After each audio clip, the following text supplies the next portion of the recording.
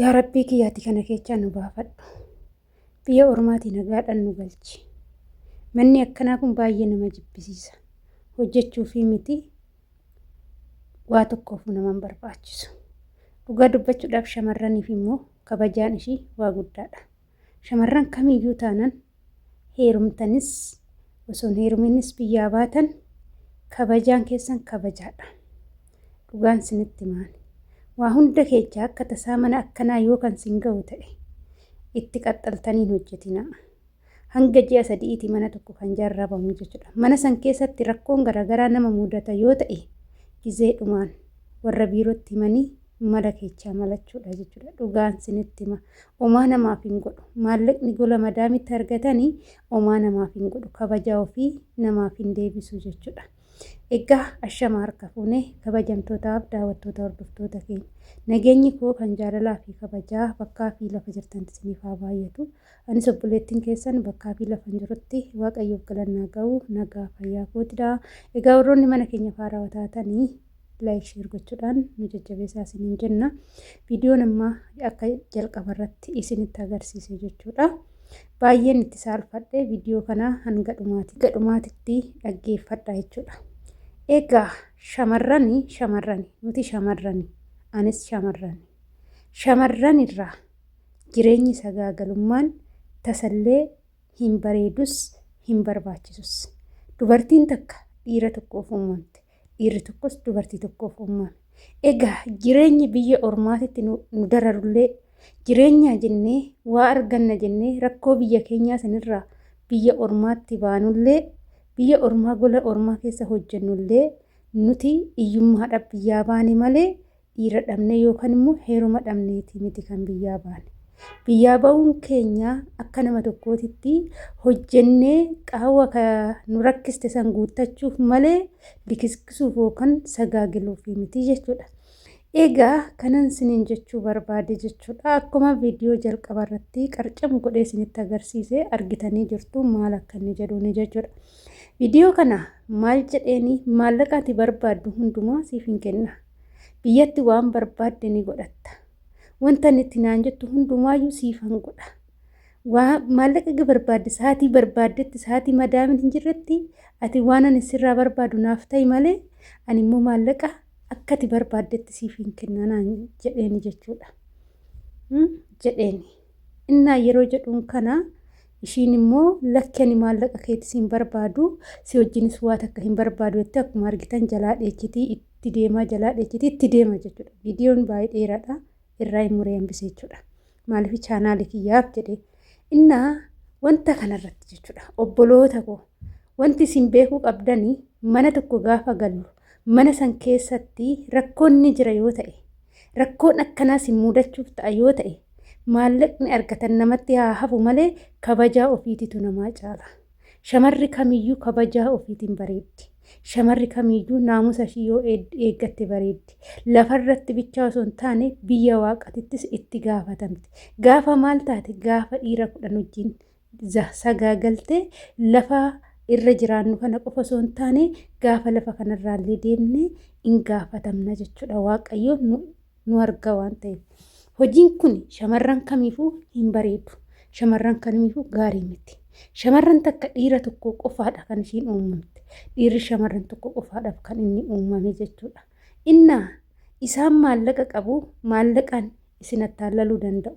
Yeroo darbe jechuudha mucayyoon takka viidiyoo san isinii qoodeen ture asirratti gadhiisee ture.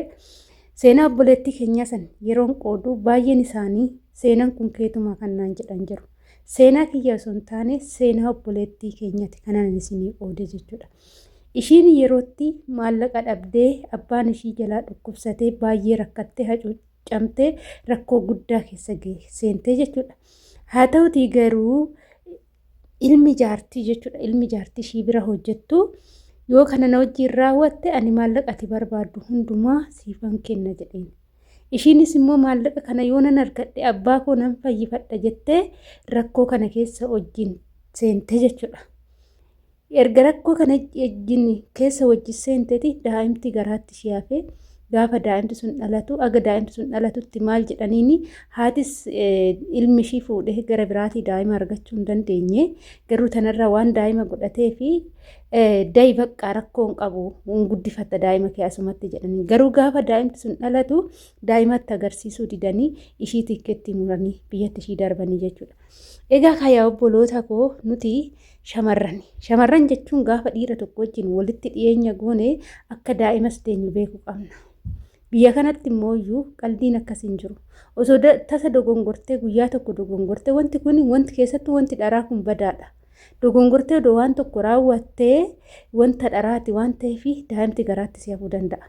Biyya kanatti biyyoota arabaatitti jechuudha immoo daa'imti garaatti si hafee akka Itoophiyaa sanuuf keessa gadi baasuun hin jiru tasallee taanan.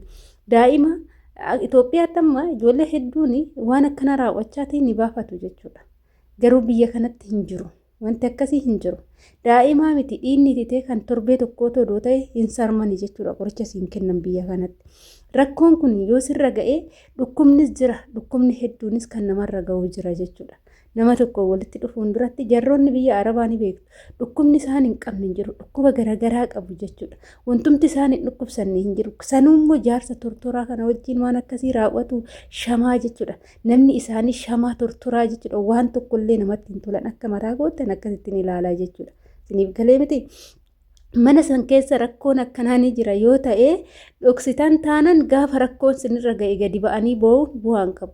Rakkoon kun nama muudachuuf yoo jalqabutti yeroodhaan himachuudha. Mee obboleettiin keenya tokko samoona kana maal akka taate sinitti hima. Seenaa kanas sinii qoodee ture jechuudha. Obboleettiin keenya kuni gizee kutaa isheetii baatu kutaa isheetii irratti mallattoo garaagaraatti argiti jechuudha. Ijoolleen mucaan tokko kutaa ishee dhokachaa seenee wantoota garaagaraa wantoota adda addaati kan inni godhuu jechuudha.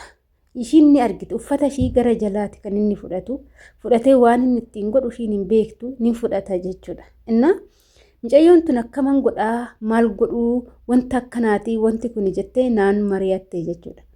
Yeroo kana ani wanta kana dhossuu hin qabdu himuu qabda jedhee tanan ishii gorse jechuudha.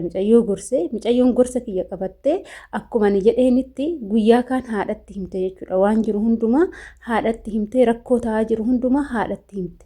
Haadhis rakkoo kana guyyaa duraa ishii amanuu hin dandeenye.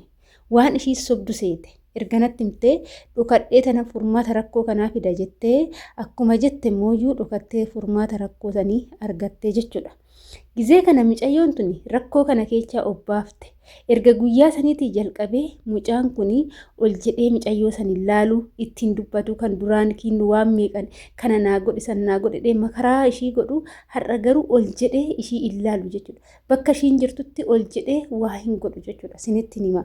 Kabajaa guddaa argattee kutaan ishii kabajaa argate kutaa ishiituyyuu hin seenuu jechuudha.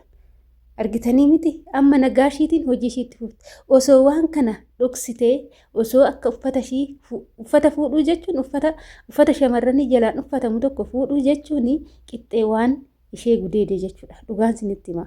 Inna osoo waan kana dhoksitee itti fufte mucaan kun bakka warri manaa ba'anii deemanii manaa yaa'anii deemanitti rakkoo irraan ga'emu rakkoo irraan hin geenyere.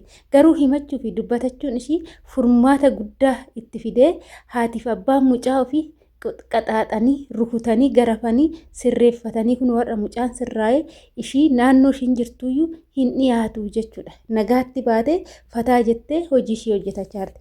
Kanaaf shamarran keenya obboloota keenya gola madaamii jirtan hundi keessanuu jechuudha. Rakkoon akkanaa mana san keessa hin jira yoo ta'e rakkoo kana dhoksitanii keessa hin darbina. Yoo danda'amaa ta'e kan dandeechan ta'e wanti kun sinitti deddeebi'ee kan dhufu yoo ta'e bilbila keechan dhoksaatii kaameraa waraabaa. Sababiin isaa ragaa siniif ta'a waan ta'eef. oo afaaniin simtasin amanuu dhabuu danda'u waan ta'eef gaafa wanti kun humnaanis kan sinirratti ta'u ta'e ragaa siniif ta'a. Kanaafuu wanta akkasiisan yaadaa malee wanna likiskisii kana adaraa keechan of eeggadhaa siniin jechuu jaaladha. Egaa viidiyoo kiyyaa sumarraa nan goolabaa waan wajjin turtaniif ulfaadhaa galatoomaa jechaa yaadaaf qeeqa yoo qabaattan saanduqa koomentii jalatti nu barreessaa isiniin jedha obboloota kooyi. Adaraa keessan gola madaamii keessatti kaayyoo manaa baatan qofaaf jiraadhaa malee wanta akkanarraa jabeessaa of eegaa jarri baalageedha isiniin jedhaa.